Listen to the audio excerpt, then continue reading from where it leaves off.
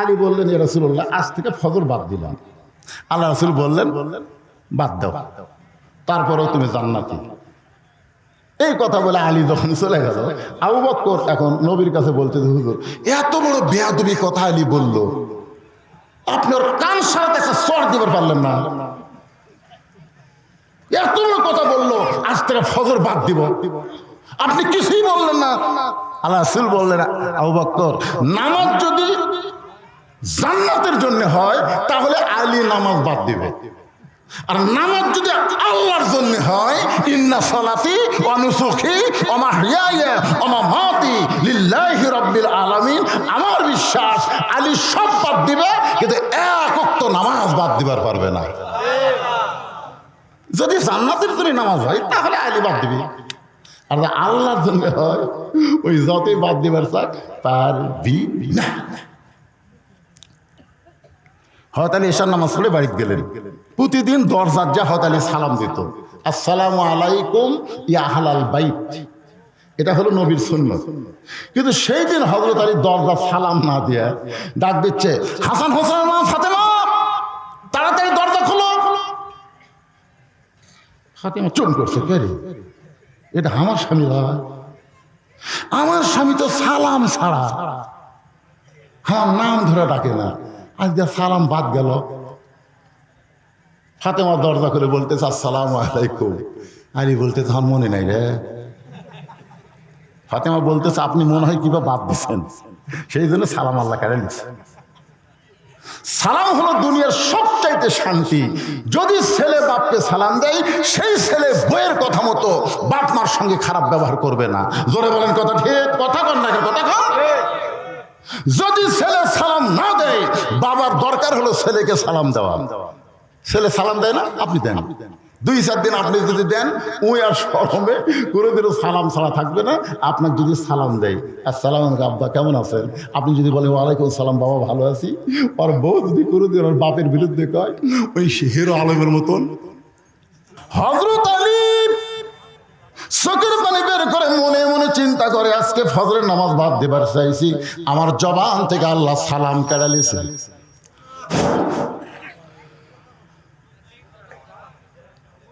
আলী বলতেছেন, ফাতেমা, ও নবীর মেয়ে ফাতেমা, আজকে ফজরের সময় তুমি যেন আমাকে ঘুম থেকে ডাক দিও না।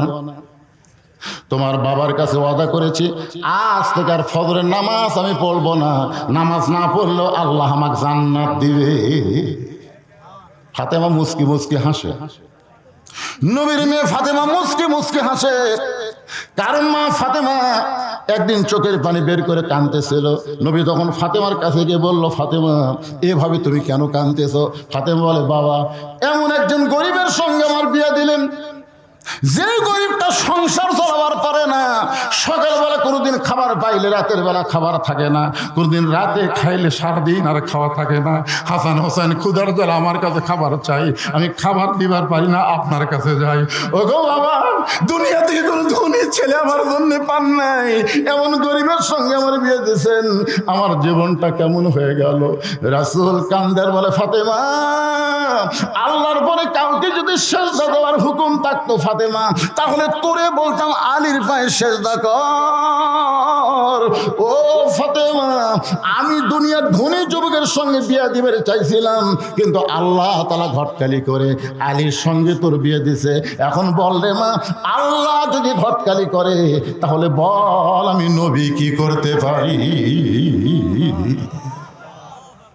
সঙ্গে সঙ্গে ফাতেমা চোখের পানি মুসকে হাসে বললেন, বাবা, আমার স্বামীর মধ্যে এত যোগ্যতা আছে, এটা যদি আপনি আমাকে আগে বলতেন। বাবা, একদিন গভীর রাত্রে হযরত আলী ঘুম থেকে চেতন পাইছে। চেতন পায় দেখে ঘরের মধ্যে হাসান হোসাইন ঘুমায় আছে, কিন্তু ফাতেমা নাই। আলী চিন্তা পড়ে গেল, কে রে, এই গভীর রাত্রে আমার 2টা সন্তান ঘুম পাড়তেছে, আমি ঘুম থেকে চেতন না পাইলে তো এটা ধরে পারতাম না। বউটা কুটি, যত বড়ই হুজুর হোক, রাত্রে বউ হারালে কি হয়?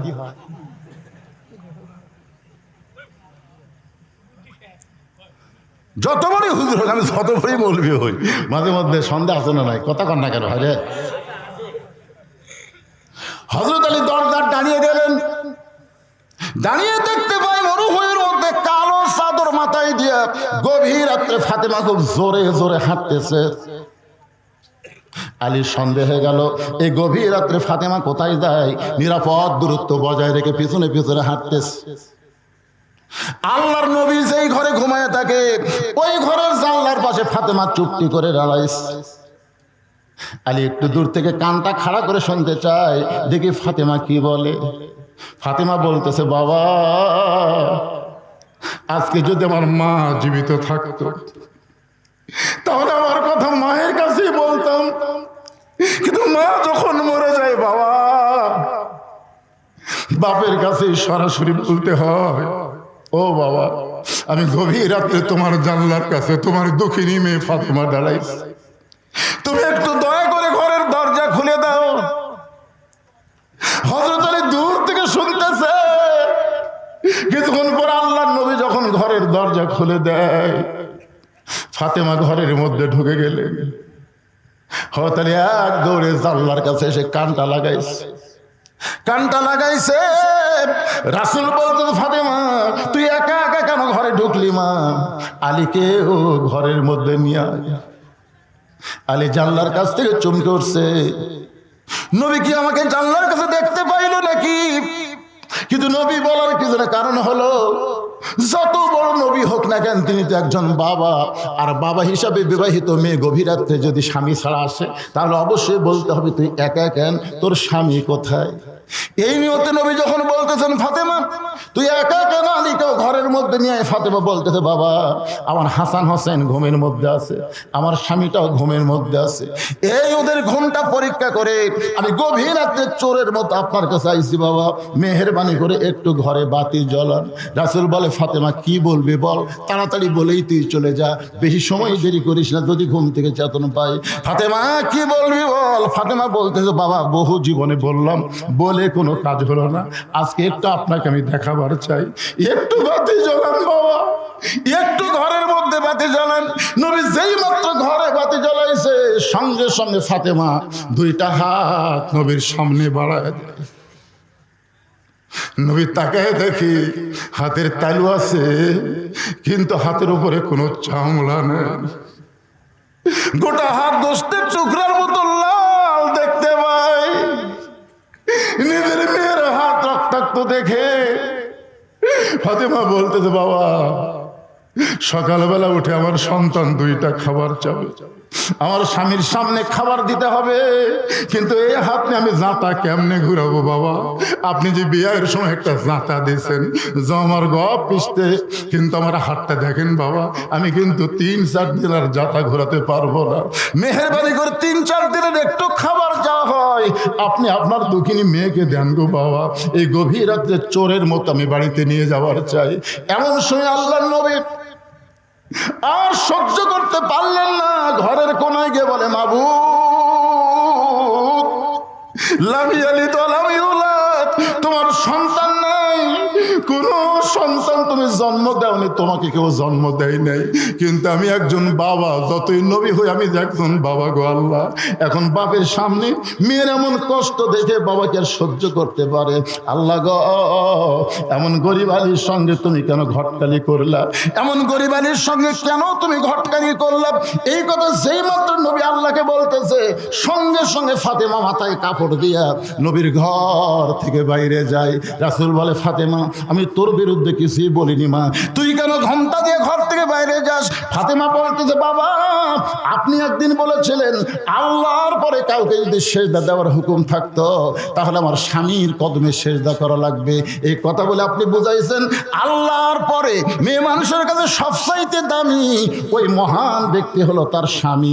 আমার স্বামীর বিরুদ্ধে আপনি আল্লাহকে বলবেন আর আমি আপনার কাছ থেকে আটা নেব, এমন ফাতেমা আমি না, আমি চলে গেলাম, আমার কোনো কিছু দরকার নাই, এই গোস্ত আর রক্ত হালা হাত দিয়ে আমি যাতা ঘুরাবো বাবা, আমার আর কোনো কিছু দরকার নাই। বাজান হযরত আলী চোখের পানি বের করে এক দৌড় ঘরের ভিতরে ঘুমের ভান করতেছে। কিছুক্ষণ পর তাকায় দেখে ফাতেমা মাথায় ঘোমটা দিয়ে ঘরের মধ্যে ঢুকে স্বামীর কদমের কাছে শুয়ে পড়েছে। আলী ফাতেমার মাথাটা বুকের মধ্যে নিয়ে বলে, ফাতেমা রে, এত কষ্টের পর তুমি আমার সংসার করো, তুমি কেন করো? ফাতেমা বলে, ওগো স্বামী, আমি আপনাকে চিনি, আমি আপনারে চিনি। জোরে কোন সুবহানাল্লাহ। যে বলতেছে আজ থেকে ফজরের নামাজ বাদ দিয়ে ওয়াদা করে আসলাম, আমাকে তাহলে ঘুম থেকে ডাকো না। ফাতেমা মুচকি মুচকি হাসার কারণ হলো, যে ব্যক্তি তাহাজ্জুদের নামাজ পড়ে তাকে আবার ফজরের সময় ডাকা লাগে? কথা কন না কেন? যে আলী তাহাজ্জুদের নামাজ পড়ে তাই আবার ফজরের সময় ডাক দেওয়া লাগবে? মুচকি মুচকি হাসতেছে, বলে ঠিক আছে, ডাক দেবো না। আজকে একটা কাম করেন, আপনি ব্যালুস বাদ দেন, আজকে ব্যালুস লয়, আজকে আমার উরুর উপর আপনি মাথা দেন, আমি সারা রাত আপনার মাথা টিপে দেবো, আপনি আরামের ঘুম পাড়বেন, ফজর আজান যেন আপনার কামত না যায়। ডাক দেওয়া লাগবে না, আপনি তো এমনি চাতুর পাবেন, কিন্তু আজকে আপনাকে আরাম করে আমি ঘুম পাড়বেন। ফাতেমার উরুকে ব্যালুস বানিয়ে দিয়ে হযরত আলী ঘুমিয়ে গেছে। যেই মাত্র তাহাজ্জুদের সময় সঙ্গে সঙ্গে হযরত আলী চেতন পায়, বলে, ফাতেমা রে, তাহাজ্জুদের মনে হয় সময় হয়ে গেছে। ওযু করে তাহাজ্জুদের নামাজ আদায় করলেন। ফাতেমা মুচকি মুচকি হাসতেছে। যেই ব্যক্তি বলল ফজরের নামাজ পড়বে না, ওই ব্যক্তি তাহাজ্জুদের নামাজ পড়লো। রাসূল বলেছেন, ফজরের নামাজ হলো ইবাদত আর তাহাজ্জুদের নামাজ হলো মাহাব্বত। আপনারা বলেন তো, মহব্বত আর ইবাদত এর মধ্যে তফাৎ কি? এ আল্লাহর বান্দারা, জানা লাগবে না এটা? তাহাজ্জুদের নামাজ হলো মহব্বত আর ফজরের নামাজ হলো ইবাদত। ইবাদতের বিনিময়ে মানুষ জান্নাত চায় আর মহব্বতের বিনিময়ে মানুষ আল্লাহ চায়। মহব্বতের বিনিময় কে? এক বান্দা আছে নামাজের সেজদায়, আল্লাহ ডাক দেয়, বলে, যতই নামাজ পড় আর যতই সেজদা কর, তোর ঠিকানা হলো জাহান্নাম। তুই যতই তাহাজ্জুদ পড় আর যতই সেজদা লম্বা দে, তোর ঠিকানা জাহান্নাম। সেজদার থেকে মাথা তুলে বলতেছে, আলহামদুলিল্লাহ। আল্লাহ কয়, কে রে পাগলা, তোকে জাহান্নামও দিলাম, এরপরও আলহামদুলিল্লাহ?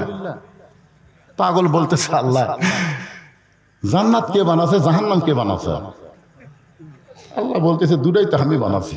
তো তাহলে আপনার বানানো জাহান্নামের মধ্যে আমার জায়গা আছে, তাও তো আমার জায়গা আছে। আপনি যদি আমাকে বলতেন তোর জান্নাতও নাই, তোর জাহান্নামও নাই, তাহলে যাবো কোথায়?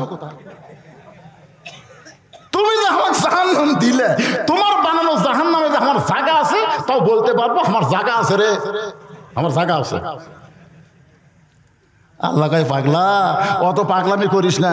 জাহান্নামত গেলে তুই পুড়ে যাবি, তোর কষ্ট হবে, তা আমি পুড়ে গেলে কষ্ট পেলে আপনার কি? জাহান্নামত গেলে আমি পুড়ে যাবো, আমার কষ্ট হবে, তাতে আপনার কি হবে? আল্লাহ বলতেছে, আমারও কষ্ট হবে। আল্লাহ বলে, তো আল্লাহ, আপনার কষ্ট কেমনে হবে?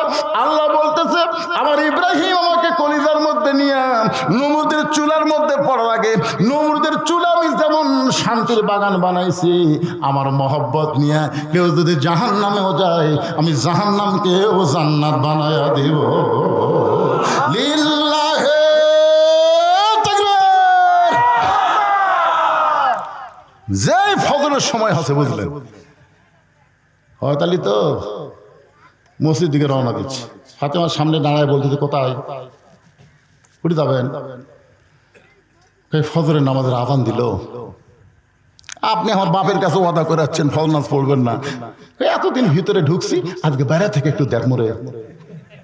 এতদিন ভিতরে ঢুকে নামাজ পড়ছি, আজকে বাইরে থেকে দেখবো নামাজের সাইজ কিরকম। নামাজ পড়বো না, তোমাকে করলাম, কিন্তু একটু দেখ পারতাম। যেই বলছে এতদিন ভিতরে ঢুকে নামাজ পড়ছি, তখন ফাতেমা মুচকি মুচকি হাসতেছে, কারণ ভিতরে যাই ঢোকে। বোঝেন, হাদিসে আছে বিস্তারিত, হুজুরি কলব ব্যতীত করছিন কালো নামাজ তোর হবে না। তবে কেন গাও জোয়ারি, মানুষকে দেখাও নামাজ পড়ি, ও তোমার সিদ্ধ বীজে সুফসল ফলবে না। আজও কেন আল্লাহর নামাজ ধরতে পারলা না?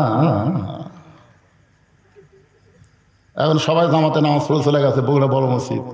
একজন লোক মসজিদের মধ্যে যা জোহরের নামাজ পড়তেছে, জুতা চোর চিন্তা করে, কেউ নাই রে, একলা, আর জুতাও তো নাই, তো জুতাটা রাখছে কোথায়? চোর আবার জানে জোহরের আগে 4 রাকাত সুন্নত আছে, ওই কেবল সুন্নতে নিয়ত করলো।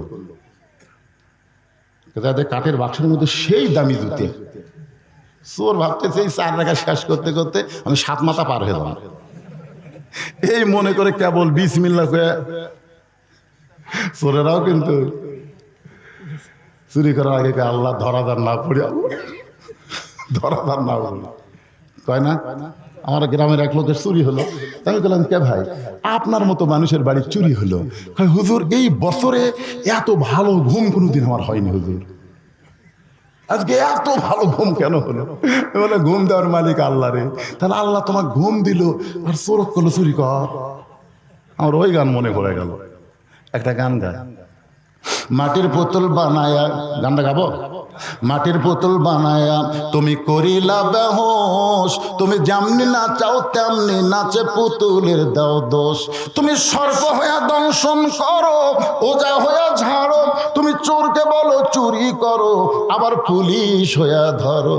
আল্লাহ ইচ্ছা করলে ফিলিস্তিনের মাটিতে বোমা পড়বে কিন্তু ফুটবে না। নমরুদের চুলার আগুন যদি না জ্বলে তাহলে ইসরায়েলের একটা বোমাও ফিলিস্তিনের মাটিতে ফুটবে না।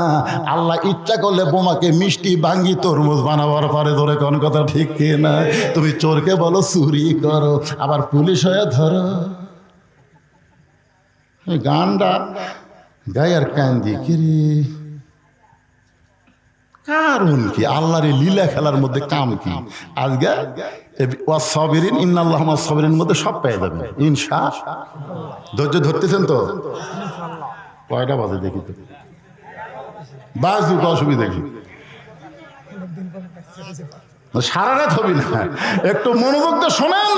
আস্তাইনু বিস-সাবরি ওয়াস-সালাহ, আল্লাহর কাছে কিন্তু বাবার গেলে ধৈর্যের কথা আল্লাহ আগে কেন বললেন? নামাজ এবং ধৈর্যের মাধ্যমে, ধৈর্য এবং নামাজের মাধ্যমে আল্লাহর কাছে চাওয়া লাগবে।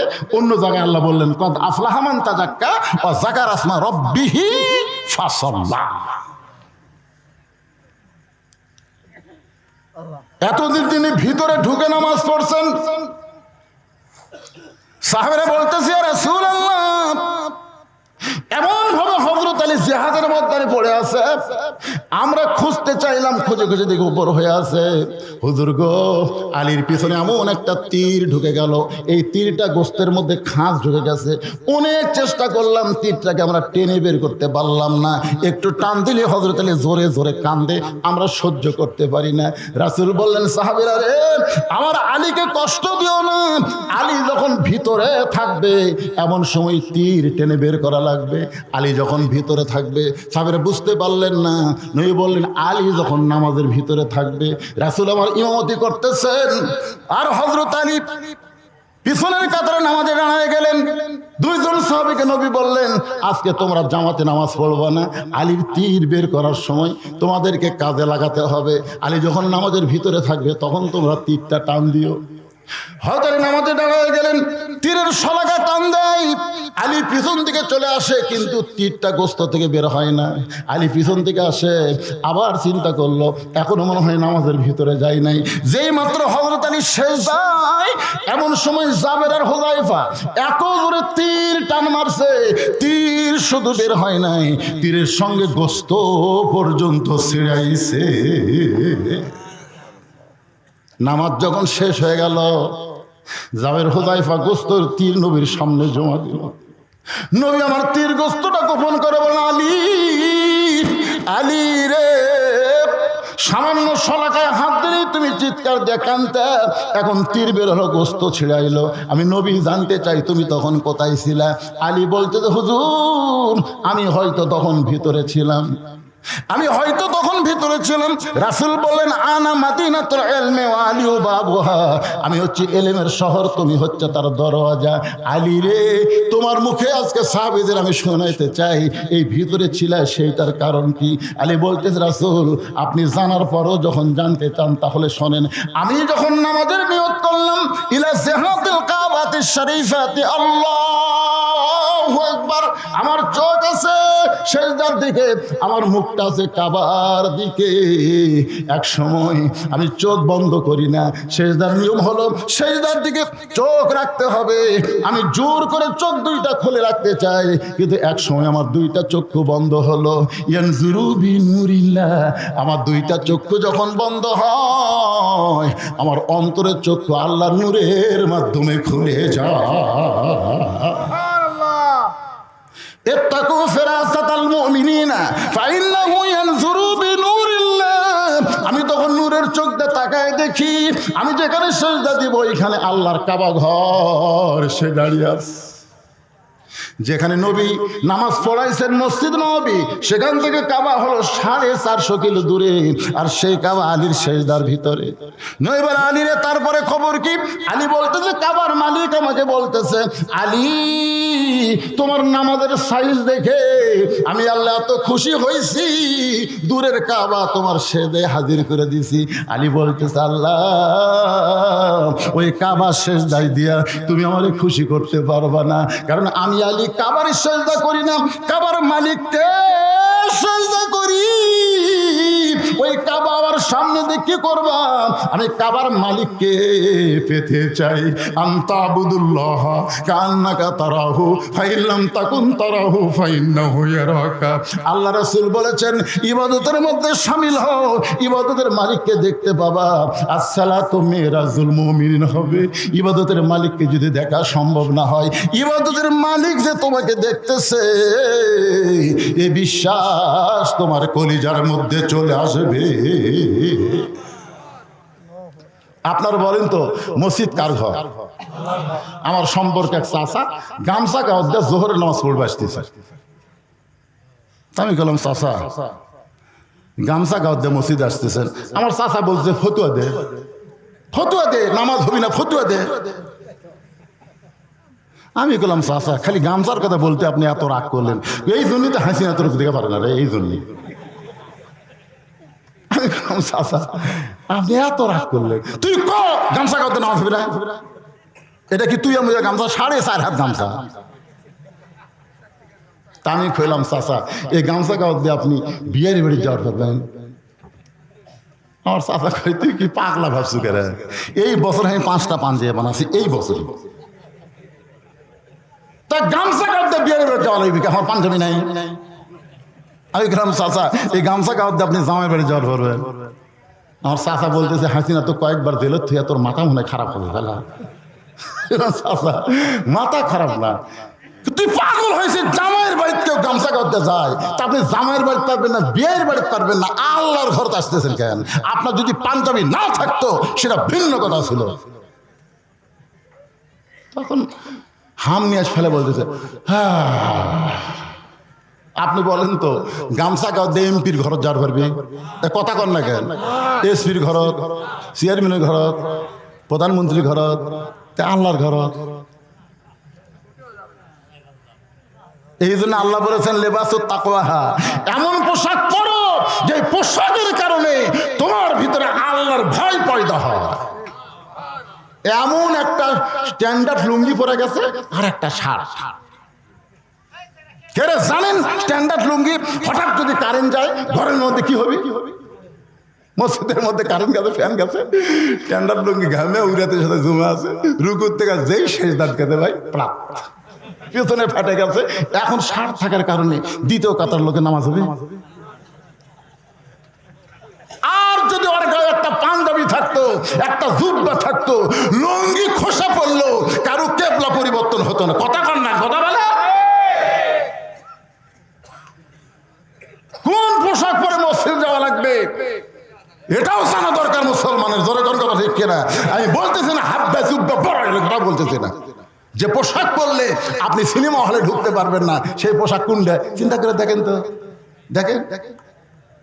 যে চেহারা করলে আপনি পাপ করতে পারবেন না, সে চেহারা কোনটা? হযরত আলী বাহির থেকে নামাজের দৃশ্য দেখতেছে, হঠাৎ দেখতে পাই আবু যার গিফারি মসজিদ নববীর ভিতরে ফজরের সুন্নত আদায় করতেছে। ফজরের নামাজের আগে 2 রাকাত সুন্নত আছে না নাই? সর্বসাকুল্যে 12 রাকাত সুন্নত আপনাদের আদায় করা লাগবে। 5 ওয়াক্ত নামাজের 12 রাকাত, জোরে কোন কয় রাকাত? তার মধ্যে জোহরেরই হলো 4 রাকাত, আর আগে আর 2 রাকাত পরে। জোহরের হলো 6 রাকাত, 4 রাকাত আগে পড়া লাগবে, জোহরের পরে 2 রাকাত, মাগরিবের পরে 2 রাকাত, এশার পরে 2 রাকাত, আর ফজরের আগে 2 রাকাত। এই 12 রাকাত সুন্নত হচ্ছে সুন্নতে মুআক্কাদা। রাসূল বলেছেন ফজরের 2 রাকাত সুন্নতের এত দাম, আসমান জমিন বিক্রি করলেও ফজরের 2 রাকাত সুন্নতের সমান হবে না। আবু যার গিফারি যখন ফজরের 2 রাকাত সুন্নত নামাজ আদায় করতেছে, এমন সময় হযরত আলীর মন বলতেছে, আলী তুই নবীর কাছে বলেছিস ফজরের নামাজ পড়বো না, সুন্নত পড়লে অসুবিধা কি? তুই তো নবীর কাছে কইছি ফজর পড়বো না, ফরজ পড়বো না, ফজর পড়বো না। ফজর হলো 2 রাকাত, জোহর হলো 4 রাকাত, আসর হলো 4 রাকাত, মাগরিব হলো 3 রাকাত, এশা হলো 4 রাকাত। এই 70 রাকাত নামাজ লাইলাতুল মিরাজে আল্লাহ নবীকে দিয়েছে। এই মিরাজের নামাজ হলো ফরজ। জোরে কোন কথা ঠিক কি না?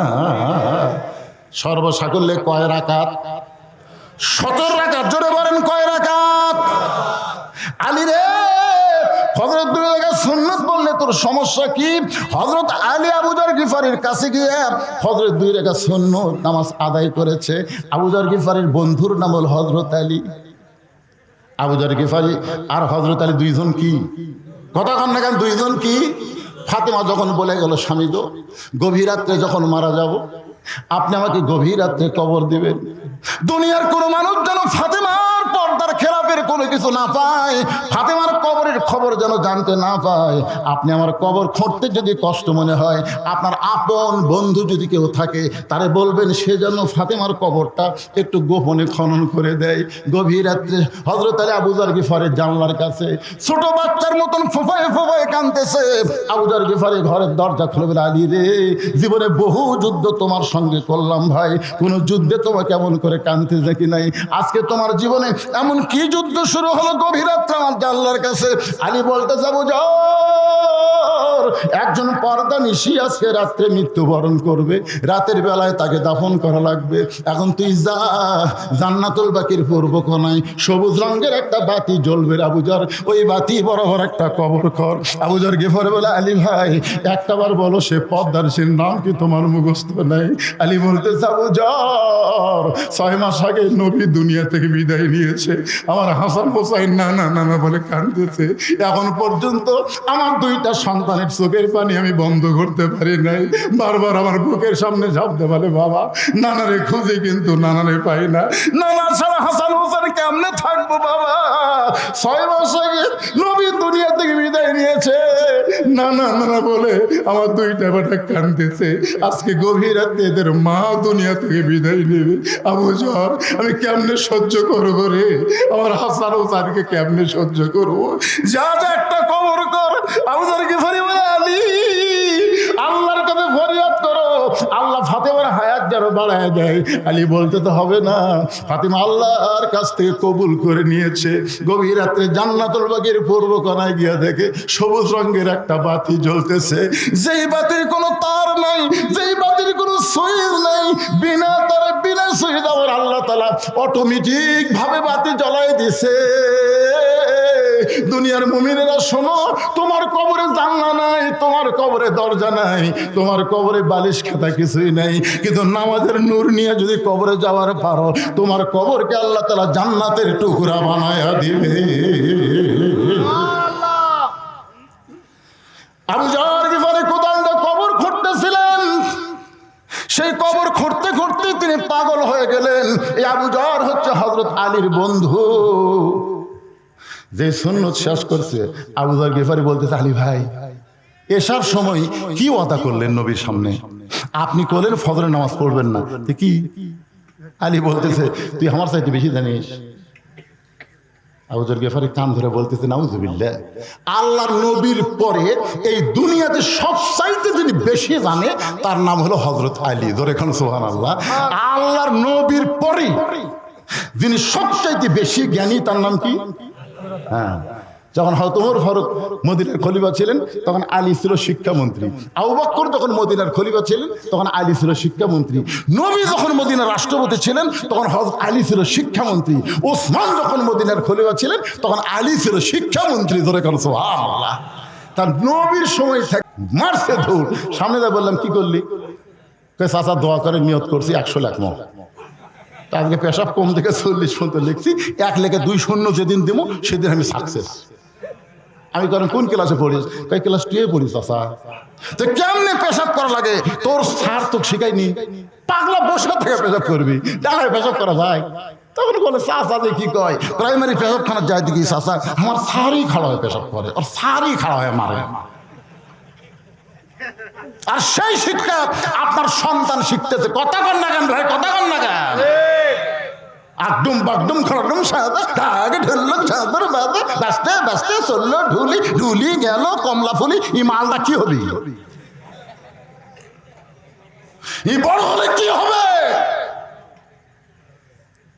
আপনার এলাকায় হাফিজি মাদ্রাসা কোন মাদ্রাসায় ছাত্র পাওয়া যায় না যেখানে ছোট্ট থেকে পবিত্রতার শিক্ষা দেওয়া হয়? লাম ইয়ামুসসুহু ইল্লাল মুতাহহারুন। ততক্ষণ পর্যন্ত কোরআন স্পর্শ করতে পারবে না যতক্ষণ পর্যন্ত পবিত্র না হওয়া। যেরকম কথা ঠিক কিনা? সেই শিক্ষা দেওয়া হয় না। আল্লাহর বান্দা একটু মনোযোগ দেন। আলী বলতেছে আমার চাইতে বেশি জানো। আবু যার গিফারি তুই কান ধরে বলতেছে আমার ভুল হয়ে গেছে। আমি বলেছি ফজরের ফরজ পড়বো না, তাই বলি কি সুন্নত পড়া যাবে না? আবু যার গিফারি আর কোনো কথাই নেই। আলী বারান্দার মধ্যে বসে আছেন। হযরত বেলাল পৃথিবীর শ্রেষ্ঠ মুয়াজ্জিন, সুবহানাল্লাহ বলেন। আল্লাহ রাসূল বললেন কিয়ামত পর্যন্ত মুয়াজ্জিন আজান দিবে, আজান মুসল্লির কান পর্যন্ত পৌঁছতে পারবে, কিন্তু আমার বেলাল যখন আজান দেয় ওই আজান আল্লাহর আরশ পর্যন্ত পৌঁছে যায়। সেই হযরত বেলাল আকামত দেওয়া শুরু করেছে। আকামতের মধ্যে একটা শব্দ আছে কাত কামাতিস সালাহ, আছে না নাই?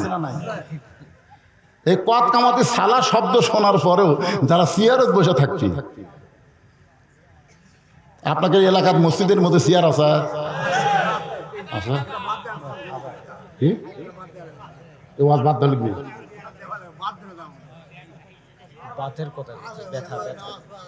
হ্যাঁ,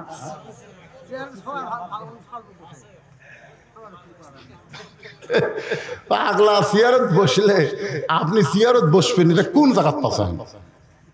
আপনি যদি দাঁড়াবার না পারেন বসা পড়বেন, বসা যদি না পারেন শুয়া থেকে পড়বেন, শুয়াও যদি না পারেন ইশারার দ্বারা পড়বেন।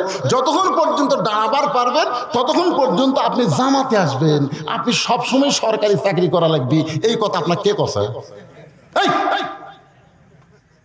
সবসময় সরকারি চাকরি করা লাগবে? 60 বছর পর্যন্ত চাকরি করছেন, সরকার দেখতেছে, আমার জন্য তার যৌবনটা দিয়ে দিল, বুড়া বয়সে আমি বসা বসা পেনশন দেবো। জোরে কোন কথা ঠিক কিনা? কিন্তু সরকারি চাকরি করলে সরকার যদি পেনশন দিবার পারে, 60 বছর পর্যন্ত যারা জামাতে নামাজ পড়ছে, বুড়া বয়সে যদি জামাতে নামাজ নাও পড়া পারে, যেখানেই নামাজ পড়ুক ওই জামাতের সওয়াব আল্লাহ তাকে বসা বসা পেনশন হিসেবে দিয়ে দিবে। জোরে কোন কথা ঠিক কিনা? আল্লাহ দেবার পারে না? হাসরের ময়দান আল্লাহ কি বলবে? তোমার শৈশবকালের কোনো হিসাব আমি নেব না, তোমার বুড়াকালের কোনো হিসাব দেওয়া লাগবে না, খালি যৌবনের হিসাব দাও, জান্নাতে চলে যাও। আল্লাহ রাসূল বলেছেন জামাতে নামাজ পড়া যেমন ওয়াজিব, কাতার সোজা করা হলো কারিবুল ফরজ ওয়াজিব। কাতার সোজা করা হলো ফরজের নিকটবর্তী ওয়াজিব। কাতার সোজা করো, কথা কর না কেন? কি সোজা করা? কাতার সোজা করার নিয়ম হলো পায়ের গোড়ালির সঙ্গে গোড়ালি মিল করা লাগবে, গোড়ালির সাথে গোড়ালি মিল করা লাগবে। আগালি মিল করলে হবে না, কারো পাও 3 পা হাত, কারো পাও আধ হাত, আগা মিল করবেন গোড়া। ফাঁকাটা পরে আসতেছে, 3 জায়গা ফাঁক হয়ে যাবে না। কয় জায়গা? 3 জায়গা ফাঁক হওয়া যাবে না। কিন্তু যখন করোনা হয়েছিল তখন হলে হইতেও চলে না হুজুর। শোনেন, সিয়ারে যদি নামাজ পড়ে আপনি বাড়িতে পড়েন, আর মসজিদে যদি আপনি সিয়ার লিয়ে যান, মসজিদ কমিটিকে আমি বলবো, এবং যারা জামাতের সওয়াব 27 গুণ পাওয়ার নিয়ত করছেন তারা সিয়ার যদি কোনো কাতারত থাকে ওই কাতারত আপনি দাঁড়াবেন না। যদি দাঁড়াবার চান আপনার 4 জন মিলে চেয়ার আলাগ ধরবেন, মানে উনি তো হাঁটতে পারে না, উনি লড়বার পারে না, শান করে নিয়ে এসে চেয়ারত বসে থাকে, ওইকে হেঁটে হেঁটে হাঁটতে যায়, ও শান করে নিয়ে এসে বসে থাকা লাগছে। তা আপনারা 4 জন 4টা পাও ধরে ও কান্দত করে বারান্দাত লিয়ে দিয়ে থুবেন, বারান্দাত থুয়ে আপনারা কাতার সোজা করবেন। পৃথিবীর কোন আলেম আজ পর্যন্ত বলতে পারবে না এই কোরআনের আয়াত যদি তেলাওয়াত করে কুমুলিল্লাহি কানিতিন, নামাজের ভিতরে বাহিরে যে ফরজগুলো আছে 13টা, তার মধ্যে একটা ফরজ হলো দাঁড়িয়ে নামাজ পড়া। জোরে করে কথা কম লাগা।